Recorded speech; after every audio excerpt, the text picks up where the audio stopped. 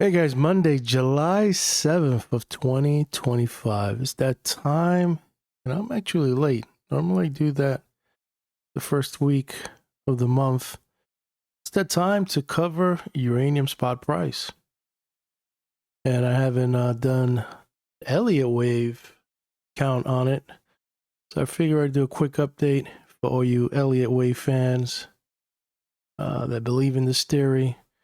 This is applying Elliott wave theory on the uranium spot price. Let's get into it. As you can see, wave 3, we went all the way down to wave 4. That was at 2016 low of like 18 and change. We got our 1, 2, 3. That was that high we made, like 106 or something around there. Was that high? And then we did an A, B, C correction into a wave 4. And that's when I was like, okay, maybe it's that time to start going long. So as a disclaimer, let me just put it out there. I am bullish the uranium sector. I got skin in the game. I bought stocks. I have exposure. I'm not telling you which stock I have. That way you don't think that I'm, influencing or anything like that. But know that I have skin in the game. So I am long the uranium sector. So let's look at some of the levels that you want to watch here. So if this is a wave 3, we're on a wave 4. This is the Fukushima low that it found support in. And now let's start looking into the future. So what are possible targets, projection targets into the future? One is a wave 5 that takes us all the way to $136. That pretty much takes us to the high that we made in 2007. That's your first wave. And you know what? It's very possible that we're going to retest that high. When? I don't know, but it's in projection to go up there. So that's our first realistic target. Now let's say it's like, well, the AI and all the other the fundamentals that you guys all believe in. Let's say it's gonna surpass that and go even higher. Well, I got you. There's a wave 5 here, an alternative besides the first target. So if we kiss 136 and kind of go sideways or correct or whatever, and then continue grinding higher because of all the stuff that's going on with the uranium sector and needing energy, this is your second target. And this may change, but it's $208.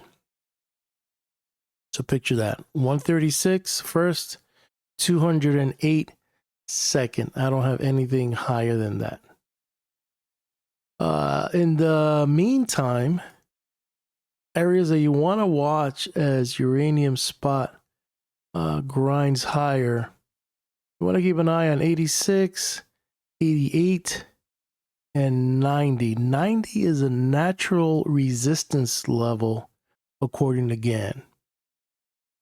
Just the number itself, there's something about the vibration of 90 that it may play out, it may not, but as long as you're aware of that, could be a stalling area. As you can see here, it kind of stalled a little bit here, and that was like around 91. Fluctuate. It doesn't have to be exactly 90, but 90 in regards to geometry and the other techniques that Gann taught in his course. Possible resistance. We just got to see once we get it there what happens. As it goes sideways, stall, and then turn. That's something that remains to be seen. But you can see that here, it sold off, came up, and somewhere around 91, 92, it just kind of boom and sold off. So these are areas that you want to watch. And if you're, a short-term trader, then here, there's probably you want to maybe take off the table. I don't know. Take half off, play with the house's money, whatever, whatever rocks your boat. But this is an area you want to watch here. Look at the Stokes. The Stokes were very oversold, and now they're positive. So there's a long way to go up here before we start getting the black markers or indicators that telling us. And you can see that it told us here, and it came down, and we just kind of went sideways here, and then we pushed and then did another leg higher. And that's when I remember, in regards to geometry, we hit some Gann angles, and I was like, yeah, there's going to be a turn here, and it eventually played out. And then you can see that it sold off, and now the turning point kicked in here. So this is your wave 4, and we're working on a wave 5, and this is where it's going to get very interesting. All right, let's see if we could see. Look at some cycles here. So we bottomed out here, and that was your wave 4 right there. There's a cycle that's going to be peaking somewhere, actually, according to this, 710. So that's coming up, well, this month. We're dealing with monthly closes, so it's kind of hard to pinpoint. But supposedly this month it gets a little toppy, so we'll see. We'll monitor this, but just keep that on your radar. Then it goes down 24th, 811. So we'll see. We'll see how this is going to play out. I mean, this was good here. The low was here, and it went up. We got the high here. It came a little further. The cycle was a little late, but it was kind of in that ballpark. The low was pretty close, if you ask me. It picked us right here, and now it goes up, and it's somewhere around this ballpark where, and we're dealing with monthly closes, so remember that. So let's see how that's going to play out. I'll take it back to the Stokes, but this is the area you want to watch when we get there. Let's see what else we got. In regards to fib extensions, from the 2016 low to this high to this low, you got your 61.8. So if we do take out 100 or 106, depending, high probability 114, and then 145, and then you have here your wave 5 projection of 136, which lines up with the high of 2007. So 114, 145, 136 is testing the highs again, 2007, and then you got 196 all the way to 208. So those are big level targets if the uranium spot price is going to continue going high. And you can see that it's just early in the inning where it's going to take a long, it was here, and when we got here, it took all that and then pulled back. But then look at this move here. So let's see, anything else that I want to show here? That's the extensions. Okay, let's look at this here. So we're in a linear regression channel, and you blew through it, came back, kind of finding support in the midpoint. You got this right here, and you're about to kiss the ellipse, which is like 80. The ellipse techniques tells us, you could say, I don't even know, it's kind of weird. I don't know if the ellipse technique is going to apply here. This is a monthly close, which is weird in itself. On top of that, this technique only works when you have daily closes, and these are monthly. So I don't know if this is going to pan out. So I'm going to ignore that. But the close of June was somewhere around 78.27. And we got to look at the futures to kind of see where we're at. But so far, looking good, like it wants to even go higher and test this area. Other than that, I think this is it for this chart. I wanted to at least cover the Elliott wave. So what can you take out of this is that we are in progression to work on a wave 5. And your wave 5 target as of right now is going to be the high of 136. Let's go to the next chart. This is my next chart. And you know what? I am thinking about doing a part 2. Just because when I cover uranium spot price, there's just a lot of things that I'm watching that I want to share. So might do a part 2, which is including more of the geometry side of this. So this is more the other things I also look at. So let's look at, we close at 78.50. That's your Fukushima, which you can see that the Fukushima high lined up as support. And we've been off to the races going higher. Let's look at our Andrews pitchfork. This is another way to look at the markets in regards to geometry. Take extreme lows, extreme highs, extreme lows. You can see that now we're back in the groove of being bullish. As long as we could just stay above this, I'm okay with that, you know? We pierced it, went sideways, and then regained it, pulled back, and now we're continue to grind higher. So that's bullish there.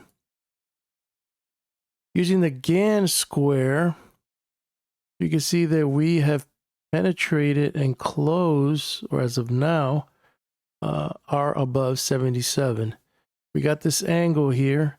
I got to look at the futures to see where we're at in regards to that. But so far, if we could get to close above 79.64, it's going to look good. Now, have this on your radar, which is May of next year. That's going to be your midpoint. And that could be very interesting. Be a lot of volatility. It could probably be maybe, maybe go to the highs and then turn there, or the turning point.